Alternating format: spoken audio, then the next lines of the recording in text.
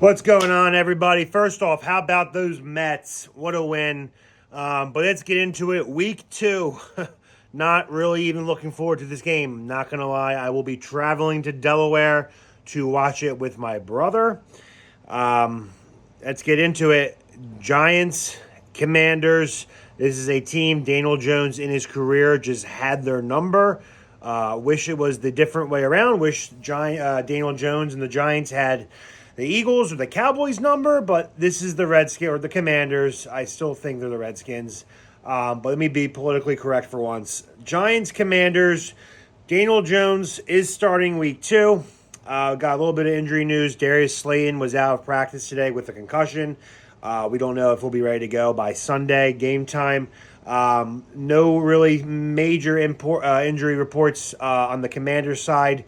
Giants will be facing first-time rookie quarterback Jayden Daniels, the first meeting in his rookie campaign, going up against the Giants, who have had the Commanders' number in recent years.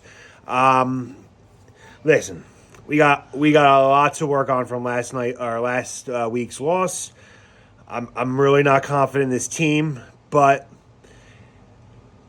this might be the only game I predict that they will win. I know I predicted them winning last week. That didn't happen. I just know the outcome is very bad if we don't win this game. If the Giants go out there and their offense and Daniel Jones lay another egg, and this time being a divisional opponent, going 0-2 with a murderer's row schedule ahead before the bye week, I don't think Daniel Jones will make it past week 2.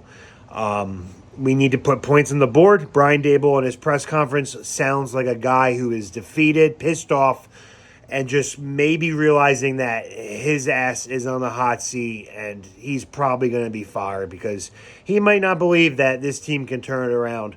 Who knows? But Daniel Jones starting week 2, it was confirmed.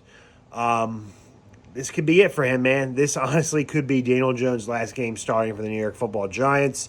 Listen, I saw another clip of him at his locker earlier today being asked about how his state of mind is. How does he handle all the players in the NFL, fans just taking shots at him, shot after shot. One reporter asked him how did he feel when he was walking out of the stadium after the game, and fans waited over an hour or 2 hours to make sure they booed you when you got out of the tunnel. And just listening to him talk, the human side of me, obviously, I feel for the guy, man. I would not want to be in his shoes. I could not imagine being in his shoes. Again, I know, yeah, he makes millions of dollars. Who cares? And yes, I do want to bench him, but this is coming from the heart. The human side of me, I try and be a good person sometimes. You feel for him. You got to feel for him. Then you got reports the Minnesota Vikings players were kind of feeling bad for him at some point in the game because when they were on offense, the Giants, when Daniel Jones had the ball, the home crowd was booing them like they were on defense on a third down stop. That's how loud some of these Vikings players said the game got, the boos got. But from a man to a man, from person to person, you got to feel bad for the guy. Could not imagine being in his shoes. Money's great and all, but people still are human, and they still have to wake up the next day and face the world, face the noise. And being a professional quarterback in New York, playing for the New York Giants, is probably the hardest sport, the hardest position in sports, in all of sports, is being the star quarterback for the New York Giants. People forget, man, and I know it wasn't alive back in the day, but when this Giants team was playing the Polo Grounds, when they had guys like Frank Gifford, the equivalent of Mickey Mantle, I was told by my dad, they have history. This franchise has history, and it's a shame how they've been playing these last couple years. It feels like it's just a nightmare that you can't just wake up from and escape.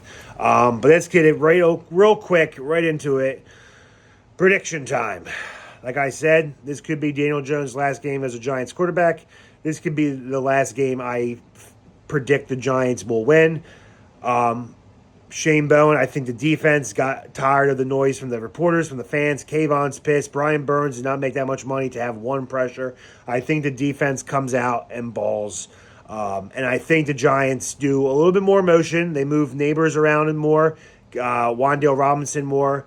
I think Brian Dable is going to be aggressive. Hopefully the O-line can continue to have a decent game like last week. I think they were ranked 15th in pressure rate allowed.